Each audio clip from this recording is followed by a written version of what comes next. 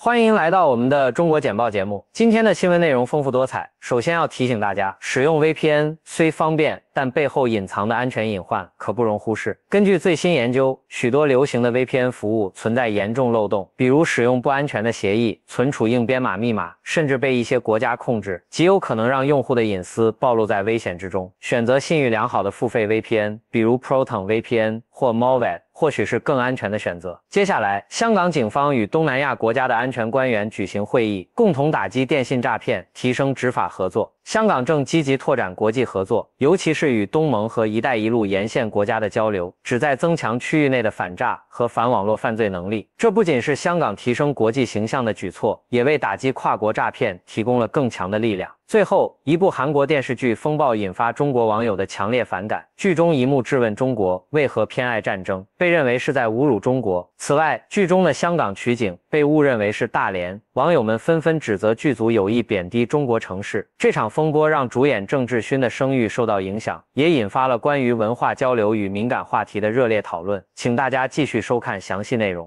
在德国之声报道中，揭示了 VPN 在保护用户隐私方面的严重缺陷。研究指出，许多流行的 VPN 服务实际上隐藏了其所有权结构，让用户难以得知背后的真正操控者。尤其是在中国、俄罗斯等国， VPN 公司往往设立空壳公司，受制于当局的资讯控制法律，这使得用户的数据安全受到威胁。更令人担忧的是，部分 VPN 应用程式由少数公司控制，并在 Google Play 商店中拥有超过7亿次下载，但这些应用却存在严重的安全漏洞。例如硬编码的密码、伺服器租用而非自主控制，以及秘密收集用户位置资料，这些都可能让用户的私人资讯暴露于监控之下。研究强调，这些 VPN 并不能提供真正的隐私保护，反而可能让用户陷入更大的危险中。建议用户选择透明度高、经过独立审核的付费 VPN， 甚至认为最安全的还是使用 Tor 浏览器。南华早报则报道了香港警方积极扩展国际合作，应对跨国诈骗和网络犯罪的努力。香港警方在江苏举行的全球公共安全合作论坛上，与来自柬埔寨、新加坡、韩国等国的安全官员会晤，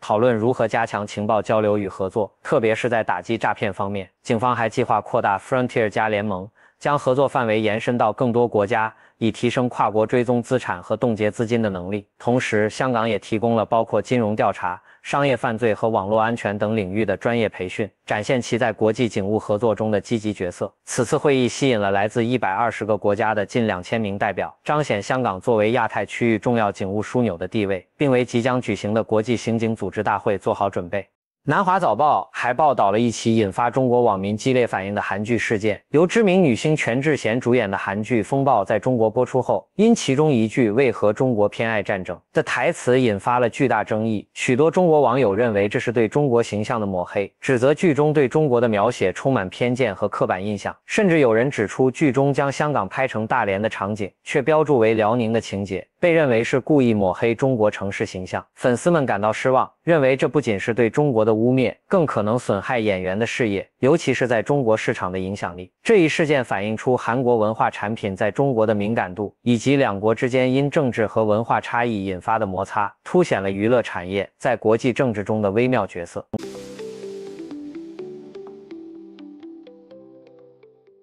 南华早报报道，印尼企业家吉塔斯贾里吉塔 S1A 坦率地承认自己是骄傲的亲戚宝宝，并且毫不掩饰他的家族背景与特权。他是印尼一家主要能源公司的董事总经理，这份工作得来不易，因为他的家族在政治和经济领域都具有深厚的影响力。他的父亲曾因学生运动被囚禁，后来成为印尼总统的经济顾问，而他本人则在美国接受教育，曾在对冲基金和能源公司工作。回到印尼后，他投身于创业，成立了 R Fitness， 成为印尼首批筹集超过100万美元资金的女性企业家之一。尽管面对性别偏见和质疑，她坦率承认自己的特权，并希望这能让她更负责任，为社会做出更好的贡献。她对能源转型的热情使她加入家族企业，推动公司从煤炭转向可再生能源和废物管理，展现出对可持续发展的真诚关注。加拿大广播公司 CBC 报道，加拿大政府计划于明年春季全面实施购买加拿大政策，旨在优先考虑国内供应商，支持本土产业。据透露，该政策的初步措施可能在今年11月的预算案中出现，并在2026年前完全落实。这一政策旨在使支持加拿大企业成为政府的义务，将影响联邦政府的采购行为，并可能要求供应商在大型合同中使用国产关键材料。加拿大的钢铁行业特别希望通过这一措施保护本土产业，减少对美国和其他国外供应的依赖，但也引发了对贸易协议违反的担忧。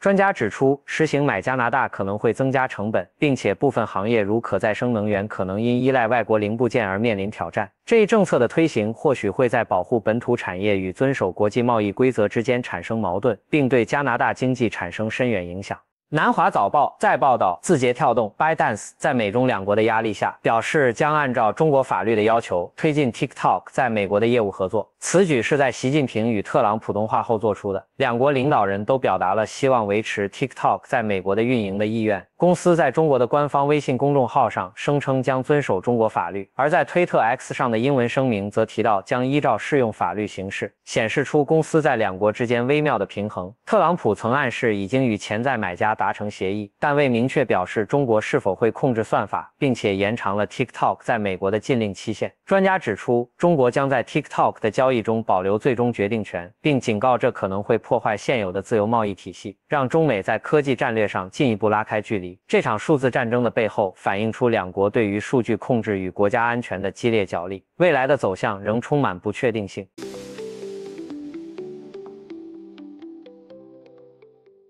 CNN 报道指出，尽管美中在 TikTok 的交易尚未正式完成，但中国领导人习近平已经暗示支持这一方案，前提是该交易符合北京的利益。这次会谈似乎标志住北京在 TikTok 问题上的策略转变，从过去坚决抗拒出售，转向利用这个在美国深受欢迎的应用作为筹码，以换取在其他关键政策领域获得更有利的让步。美国总统特朗普声称与习近平通话中已批准 TikTok 交易，但中国方面则表示谈判仍在进行中，并强调双方已达成一个基本框架共识，涉及经济合作和投资便利。北京的主要关注点在于 TikTok 的核心技术，其算法，这是该应用成功的关键。中国方面坚持不出售算法，并通过技术出口控制来限制其技术外流。然而，这也引发了对美国是否能在不违反规定的情况下获得算法的疑问。专家分析认为，习近平利用 TikTok 的谈判作为筹码，旨在换取美国在半导体出口、投资限制等方面的让步，彰显了北京在国际谈判中的灵活策略，并将 TikTok 问题从原则性问题转变为可谈判的筹码，以追求更广泛的国家利益。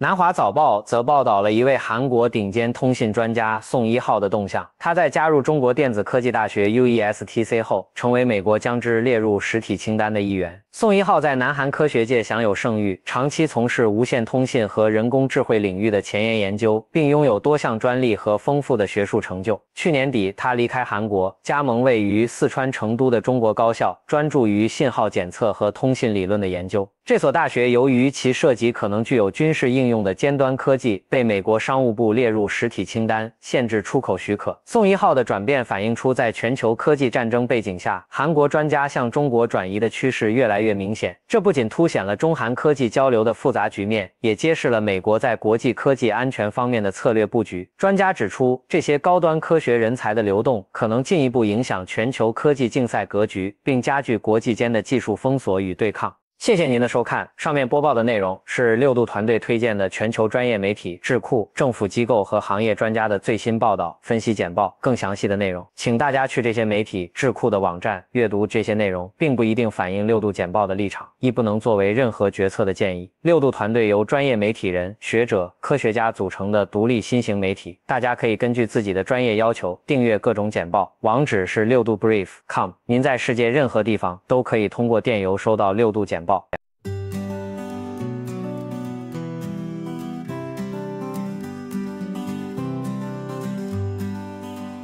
Got a question in your mind, we'll find the answer, we'll be kind. Encyclopedia on everything, laugh and learn with the zing, zing, zing. From ants to